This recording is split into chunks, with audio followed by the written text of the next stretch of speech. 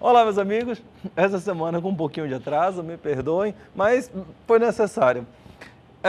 Eu acho que eu já falei para vocês a respeito de uma referência que eu falo do professor Jorge Abud. E o professor Jorge fala a respeito da Ópera do Malandro e de uma música chamada Genie e o Zeppelin. Eu vou deixar a referência para que você possa ver tanto para o texto dele quanto para a obra, que é muito importante. E o que é interessante? Porque ele fez referência a Genie da música, Genie e o Zeppelin, por conta da Constituição Federal, da interpretação de que se dá a Constituição Federal. Eu fiz referência a isso ao episódio dos 35 anos de Constituição. Teve uma galera que não viu, eu não sei por que razão. Talvez porque seja mesmo isso, né? Porque a galera não se incomode muito com a Constituição. Aí o Legião Urbana já falava isso.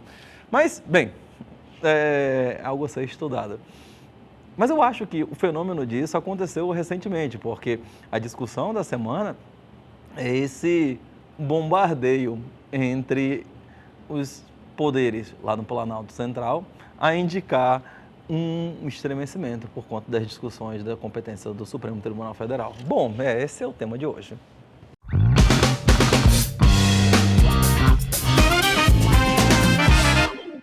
Olá, meus amigos, eu sou Carlos Almeida Filho, é muito bom estar aqui com vocês.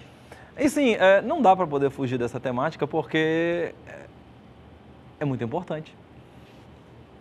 Então, eu vou tentar abordar da forma mais simples possível, se for possível tratar sobre isso, num contexto onde está tendo um possível estiolamento das relações entre os poderes. E aí, deixo o link para que você possa acompanhar, se você caiu aqui de paraquedas, mas o fato é que o Congresso Federal, por através de uma de suas casas, o Senado, acabou fazendo uma propositura recentemente, uma votação na semana passada, a respeito de uma alteração nas competências do próprio Supremo Tribunal Federal. E aí, quando se fala das competências, não das competências constitucionais previstas na própria Constituição, mas do modo de julgamento e do modo do proceder dentro do próprio Supremo Tribunal Federal. Isso acabou sendo aprovado em 2 turnos, por uma quantidade muito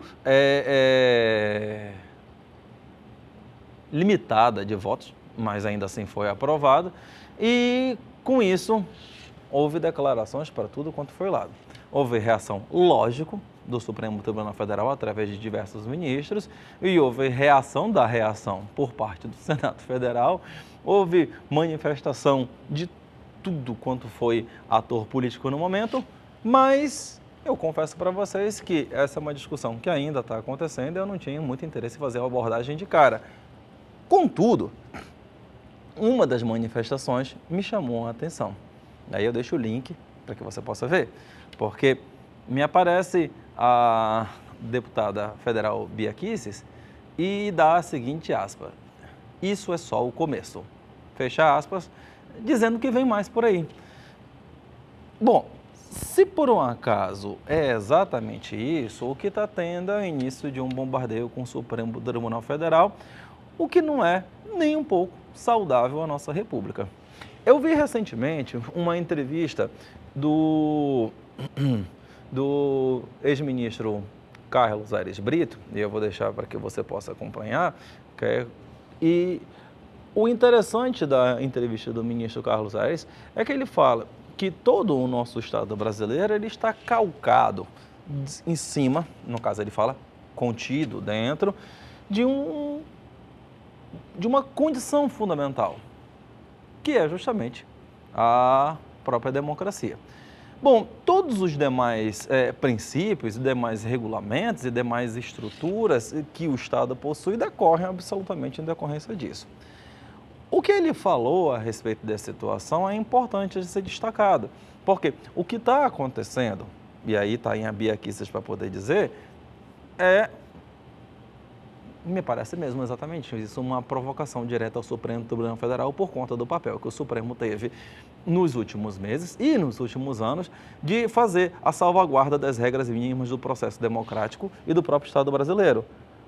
E muita gente não consegue compreender isso. Eu tenho um amigo, eu gosto bastante dele, e é um amigo bolsonarista, assim, quem não tem? Eu tenho um amigo bolsonarista e a conversa, eu posso estar falando de qualquer coisa, eu posso estar falando de estrelas, ele vai falar sobre Bolsonaro, eu posso estar falando sobre formiga, ele vai falar sobre Bolsonaro, e vai fazer críticas à gestão do presidente Lula agora, o pacote de sempre, você que está aí acompanhando sabe bem como é que é isso, é aquele pacote onde o camarada vai falar sobre açúcar, ele vai falar de Bolsonaro, vai falar de Lula, é aquela loucura que eu não sei como é que se entende isso aí. Mas o fato é que ele estava fazendo um questionamento recente a respeito do papel do Supremo Tribunal Federal. E ele fez uma crítica a respeito do papel do Supremo por conta do protagonismo recente. E sim, ninguém observava esse protagonismo que não fosse mais atual no presente momento. Você vê um destaque acontecendo por conta de uma corte eminentemente judicial, o que não é muito comum numa sociedade como a brasileira ou como qualquer outra. E por que isso acaba acontecendo? Eu ouso dizer, porque o Supremo Tribunal passou a ser ator nesse processo porque ele passou a ser chamado para o game, ou seja, o Supremo passou a ser provocado, passou a ser atacado. Não é por outra razão, e a gente já falou isso em vídeos anteriores, que se surgiu a discussão a respeito da tomada de medidas em decorrência do envolvimento do próprio Supremo Tribunal Federal como alvo. E isso muda tudo. Porque eu posso estar errado, mas na história recente o Supremo não tenha sido alvo de absolutamente ninguém. E o fato de ser alvo agora acaba acarreando para ele a tomada de providências em relação a si mesmo. Até porque, neste caso, de acordo com as regras constitucionais e legais, compete a ele apreciar o ataque a si mesmo. É um adágio lógico do próprio sistema constitucional. Existem algumas situações com relação a procedimentos criminais recentes que precisam de debate, evidentemente, mas a gente está falando com relação ao modus atual. Porque o que se buscou no último quadriênio foi evidente, foi fazer uma discussão a respeito das regras do jogo, e a regra do jogo era justamente a democracia. E isso ficou muito explícito no processo de ataque da nossa própria Constituição, através do bolsonarismo no ano de 2018. E olha como isso se repete. Aconteceu agora, recentemente na Argentina, por conta do louco Milei, recentemente, que estava fazendo a campanha do mesmo modus operandi.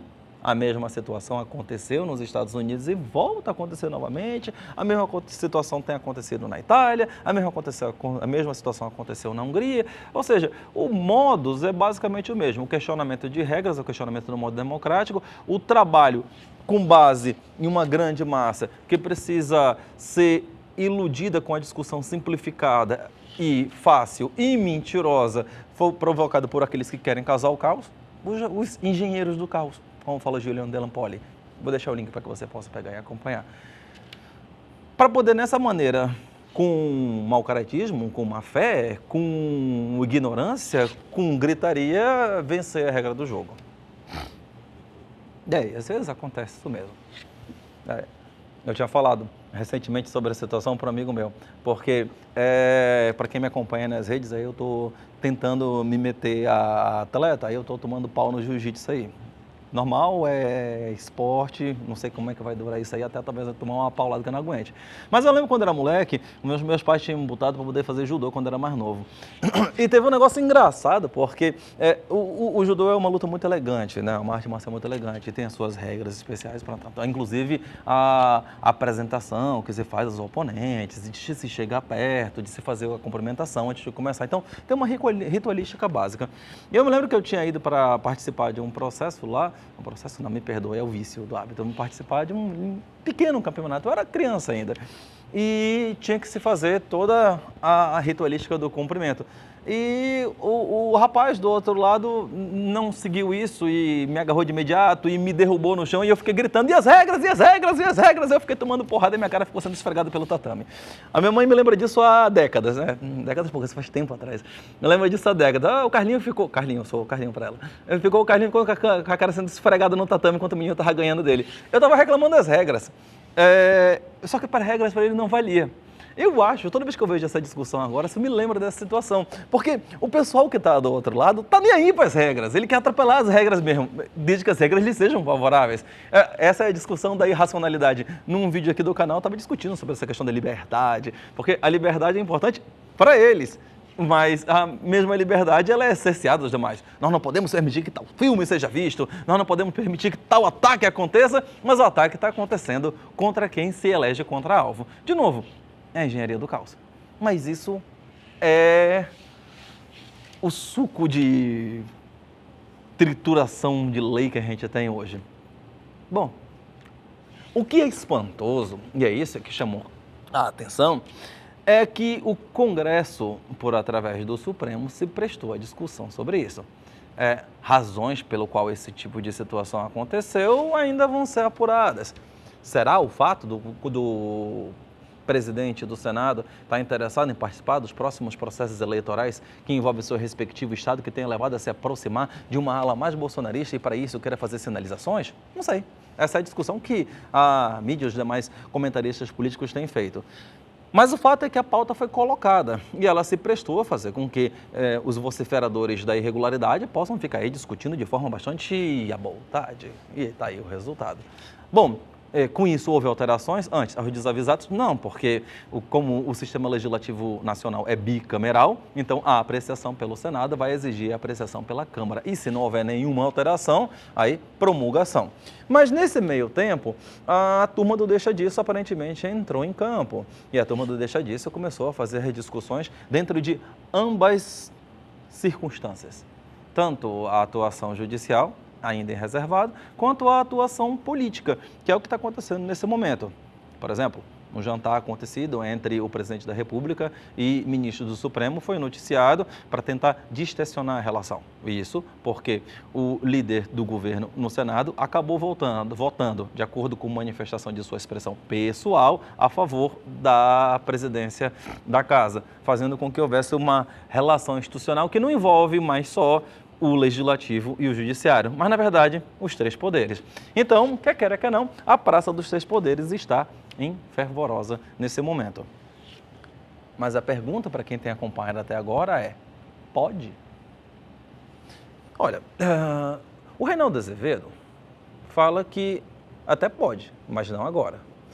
O pessoal do Desmascarando diz que a regra até é boa, porque, quer queira que não, se faz uma discussão a respeito da impossibilidade de se fazer discussões de constitucionalidade de forma monocrática. E ficam pululando opiniões para tudo quanto é lado. Bom, eu ouso discutir em outros pontos. Primeiro, eu concordo com o Reinaldo antes de qualquer coisa. O momento é o mais inapropriado possível. É óbvio que essa é uma pauta de afronta. Então, se quer discutir as relações do Supremo Tribunal Federal, eu acho que existe um outro momento para se discutir isso, um momento de normalidade democrática, que no caso não é agora. A gente está num momento de recuperação democrática. Porque, assim, junto com esse pacote, tem discussão a respeito de mandatos de ministros. E o próprio Reinaldo Azevedo fala, por que somente ministros do Supremo? Não vamos discutir mandato das demais outras cortes? Interessantíssimo. Interessantíssimo. Porque, no caso, o Supremo Tribunal Federal é o órgão de cúpula do Judiciário Nacional. E uma discussão que se permita voltada somente ao Supremo Tribunal Federal é algo extremamente pernicioso, porque as garantias constitucionais de preservação de independência da magistratura não estão lá à toa. Então, se permite que o órgão de cúpula do Judiciário tome bombardeio de tudo quanto é lado, principalmente quando ele age da forma que se espera que haja, porque, que queira que não, a atuação judicial, ela se espera, nesse tipo de situação, que seja eminentemente contra-majoritária. Serve para poder fazer com que haja um arrefecimento da sanha antinormativa que se possa acontecer nos poderes de legitimamente representantes do povo, é exatamente isso, e se possa fazer com que haja um mínimo de estabilidade de acordo com a historicidade normativa, no caso, nacional. Então, que queira que não, o judiciário existe para esse tipo de coisa. E as garantias de independência do judiciário existem para poder evitar com que haja bagunça no cenário inteiro. Então, se por um acaso, insatisfeito com decisões do Supremo, vou modificar regras do Supremo, na verdade eu estou atacando o judiciário como um todo, fazendo com que todo o judiciário nacional comece a sofrer preocupações com relação à atuação em situações que precisam ser cada vez mais contundentes. Foi recentemente que eu estava discutindo a respeito da atuação de controle. O judiciário precisa ser cada vez mais blindado porque a sua atuação ela vai ser cada vez mais contundente na atuação da administração pública que se quer e precisa ser maior.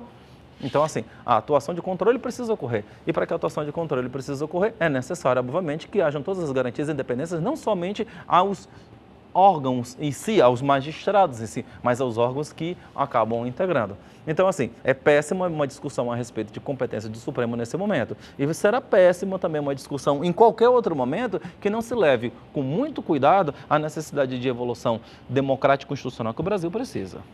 Segunda outra questão, com relação ao próprio conteúdo em si. Eu acho que existe um vício de iniciativa, porque a Constituição estabelece, toda a lei de organização judiciária estabelece, e para o Supremo isso é axiomático, que a iniciativa de leis que tratem de suas próprias organizações internas deve partir do próprio judiciário. Então, assim, um projeto que parte externo ao Supremo para fazer limitação de atuação interna do próprio Supremo me parece inconstitucional na sua própria origem, por vício de iniciativa.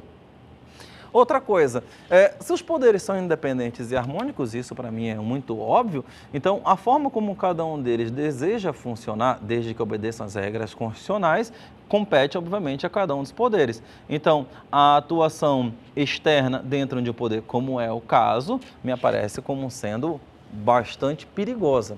Obviamente, há um discrimen aí. Se a discussão, óbvio, for a respeito da situação somente do controle de constitucionalidade, e não foi essa a gênese. É porque o projeto original visava muito mais do que isso. É que ele foi decotado até esse ponto mínimo. Mas não deixa de ser, evidentemente, uma afronta. Mas, voltando à situação, se se quer uma discussão a respeito de controle de constitucionalidade, você tem, obviamente, algo que ultrapassa a própria atuação do próprio Supremo, até porque o controle de constitucionalidade pertence ao interesse de todos os poderes. Então, uma discussão como essa seria importante e poderia, sim, partir pelo próprio Senado Federal. Mas eu entendo que, como você está falando de modo de atuação dentro do próprio Supremo, isso deveria exigir sua própria iniciativa, ou no mínimo a sua integração no processo de discussão, o que não tem acontecido. Só que, vamos e convenhamos, entendemos nós juristas e operadores, que existem situações como, por exemplo, a situação do juiz de garantias, acho que eu vou deixar link para que você possa observar sobre isso, que suspensa por medida liminar demorou muito tempo para poder ser apreciado. E, assim, ninguém quer que esse tipo de circunstância demore bastante. E ninguém quer também que, pelo fato de uma canetada de apenas um magistrado, aí não interessa qual seja, não estou falando somente do Supremo, se possa pender de forma indefinida o julgamento de determinada demanda. Até porque o judiciário é, por sua própria natureza, a instituição que fala por último e, por conta disso, precisa falar de forma mais qualificada, o que exige, infelizmente, uma necessária demora na apreciação. Às vezes tanto é o problema, mas a questão precisa ser apreciada com muito mais sanidade, mas isso não quer dizer que se possa permitir com que discussões que aconteçam em determinado momento em caráter liminar possam ser prorrogadas ao indefinido. Então, assim, se exige discussão, portanto, eu acho que a discussão não se faz da forma atabalhoada que está acontecendo. Até porque, hipocrisia que vige, esses mesmos que estavam aí vociferando contra o poder dos relatores de forma liminar, são os mesmos que depois estão batendo e já bateram, pedindo medidas liminares em habeas corpus, desesperados para poder continuar participando do jogo político a tudo e quanto é custo. Eu acho que pau que dá em Chico, dá em Francisco. Eu acho que a discussão nesse momento mostra, que queira que não, um perigo na discussão do processo institucional que precisa ser fortalecido e não estiolado. Bom, mas se você não concorda, manda ver nos comentários, critica ou então colabora com a gente. Muito obrigado e até a próxima.